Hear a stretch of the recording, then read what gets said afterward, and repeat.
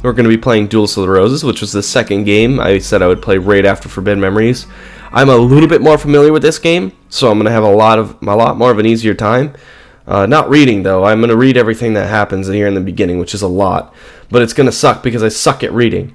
Anyway, the British Empire in the 1480s. The Wars of the Roses, a power struggle between the houses of Lancaster, Red Rose, and York, White Rose. To decide a royal successor was nearing an end. With the Yorkists well in the lead, the reign of Richard III was but a step away.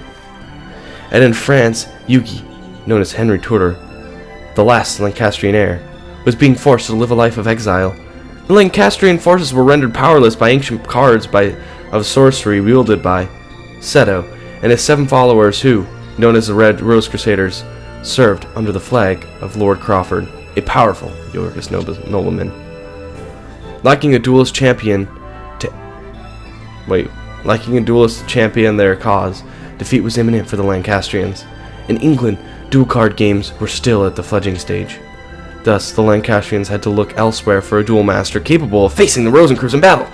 With this in mind, Margaret Beaufort of Lancaster secretly requested a high druid to summon a duelist from another age.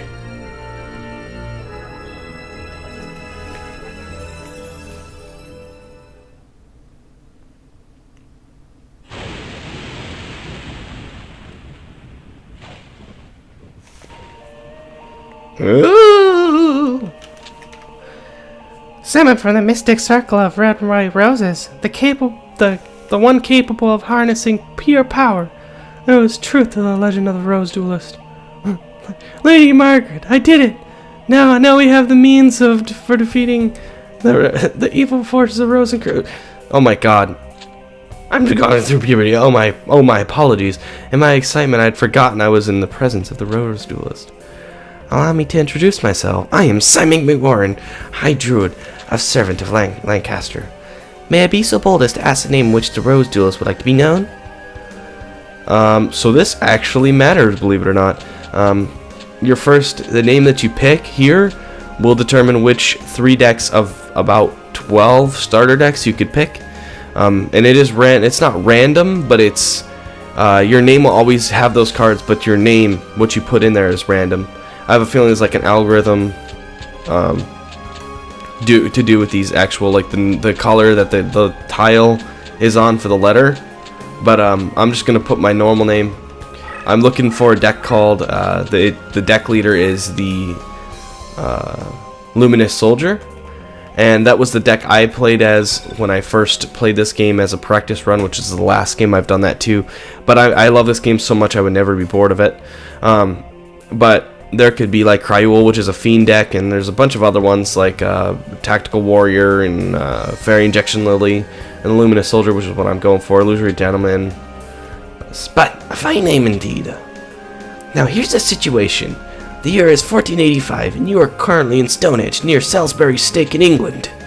The British Empire is in turmoil, with the House of Lancaster's right claim to the throne being challenged by the Yorkist usurpers. The power struggle is referred to as the War of the Roses, a name based on the badges used by both sides, a red rose for the Lancastrians and a white rose for the Yorkists. Right now, our kingdom is threatened by the Yorkists and their wrongful claim to the throne. All because the Yorkists enjoy the support of the Rose Crusaders and their sorcerers' white rose cards. Using our red rose cards, we summoned you, Spud, to this day and age. We hope that your dueling experience would defeat the Rose Crusaders. As you can tell, I'm kind of a surfer guy that talks like a surfer person, yeah, and lead us to victory. You will help us, of course you will. Foolish for me to even doubt where your loyalties lie. Rumor has it that the only legendary Rose Duelist stands a chance against the power of the Rose Crusaders, the Rosencrews. We appreciate any help you can provide against them. Before I forget, I should warn you that the rules of dueling differ from those of your age. Here in England, dueling is governed by what is known as the perfect rule. In addition to several minor distinctions, there are 2 major differences. One is the existence of movement or positioning. The other is the deck leader concept. There are these two aspects of dueling that were lost in the process when the ancient sport of duel monsters was adapted to card form. The perfect rule represents these lost rules that were miraculously revived here in England. Perhaps a practice duel will serve better than an explanation. Shall we? Go and fuck yourself, this takes forever. First, Bud, you must select a deck to duel with. It is important that you feel the vibrations of a deck leader, the minute resonations that ring true to your soul. Your cards themselves draw their power from the energies of the Ancient Ones. The deck leader acts as an intermediate between the Ancient Ones and the deck wielder. Spud, it is essential that you select a card whose rhythm matches the stirrings of your soul. Here are several decks to choose from. Give it some serious thought and make your selection. Choose carefully, for the deck you select will guide you to the destiny of your duels. This is hard to read. Oh, look at that! We get Luminous Soldier. Okay. So when I did the practice run, my name was like something like fucker or something like that. I don't know. Same with Forbidden Memories. My name was like faggot or something like that. So every time they talk, I was laughing so hard because it'd be like, "Come on, faggot, let's duel." Yeah, it was great. But as you can see, it kind of shows you a couple things here. One of them being the main attributes and the main races, and then the other being the average summoning level. And as you can see, the Luminous Soldier one has the highest summoning level. But that's not the reason I want this deck. The reason is I'm used to it, and there's a lot of good fusions. Namely, Nekogal is what I'm going to be using a lot of. So yeah.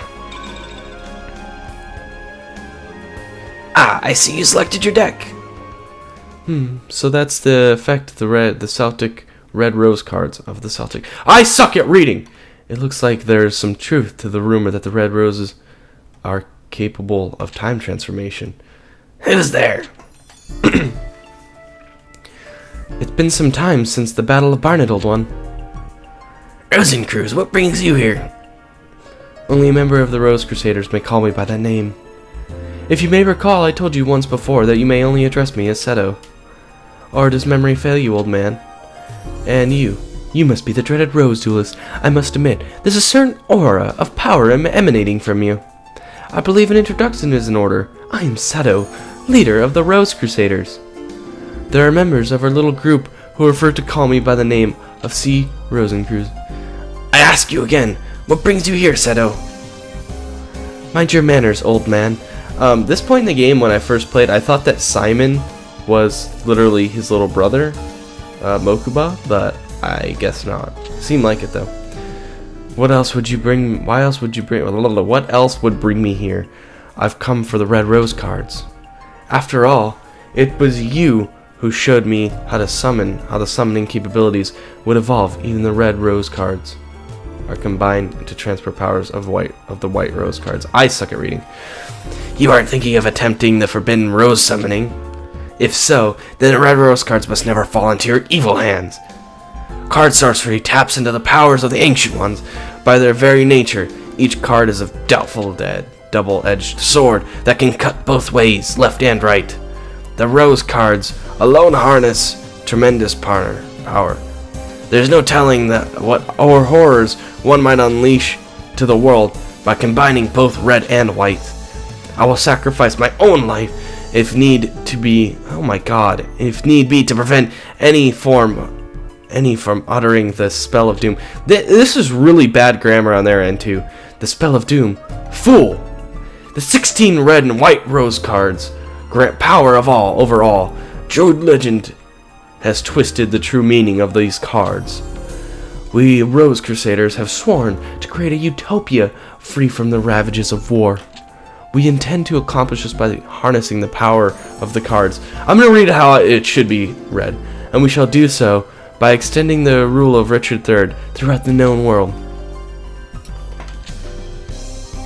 By the way, it was clever of you to form a circle of red roses within the white rose barrier to summon the Rose Duelist, but you were foolish to come alone.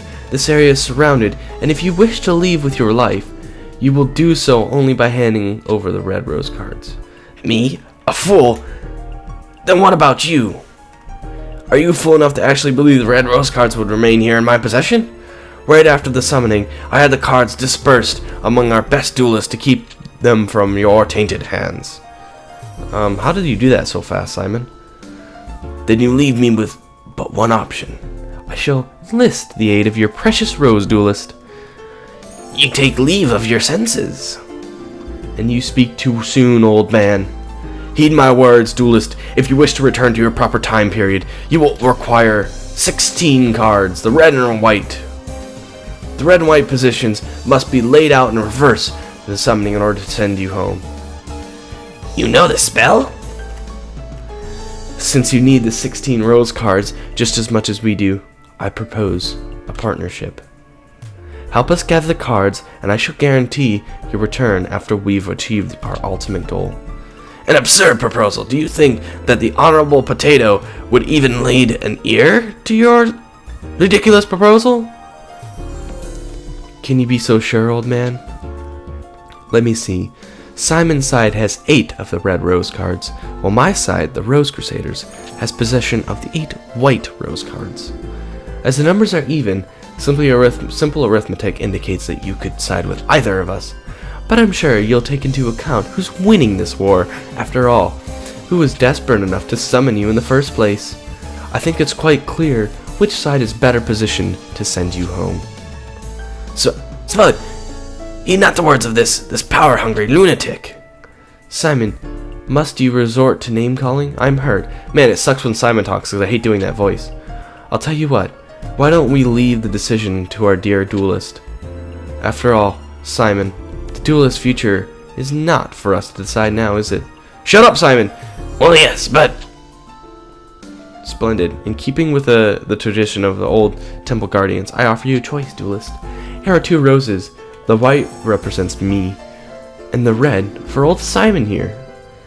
For the sake of justice, choose the red rose! You just had to put that line in there. Stand by my side, Duelist. Choose the white rose.